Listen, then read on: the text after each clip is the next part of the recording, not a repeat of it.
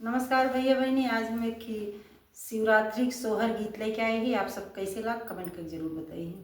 मचिया ही बैठली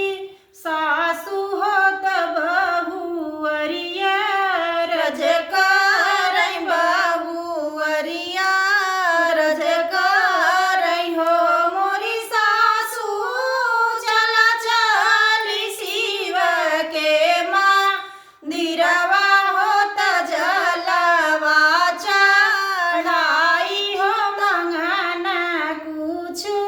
मांगती हो मंगना कुछ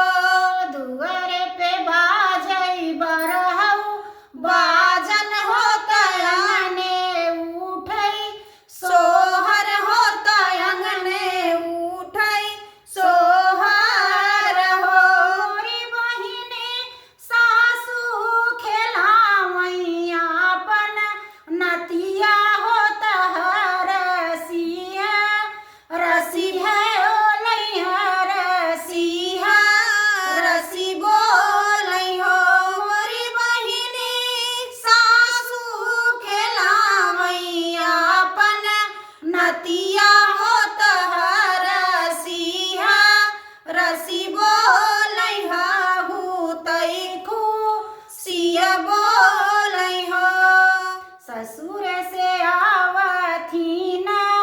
नदिया होत कजराला गावई होत कजराला गावई हो मोरी भौजी लेबै तोहरे हाथे के का गनमा होत तोहरी चू नरिया होत तोहरी चू नरिया हो मोरी भौजी लेबै तोहरे हाथे के का गनमा होत तोहरी चू नरिया होत तोहरी चू नरिया हो मोरी भौजी लेबै नेव छावर भतीजवा होत तबै हमया सिसबै होत तबै हमया सिसबै हो मोरी भौजी लेबै नेव छावर भतीजवा होत तबै हमया सिसबै होत तबै हमया सिसबै हो लैले तुम्हारी ननदी कंगना होत हमारी चू नरिया होत हमारी चू नरिया हो मोरी ननदी लैले तुम्हारी जनेवा छावर होत भारी मुखया सिसती होत भारी मुखया सिसती हो मोरी ननदी लैले भतीजनेवा छावर होत भारी मुखया सिसौ होत भारी मुखया सिसौ हो पहिरली ननदी जे कंगना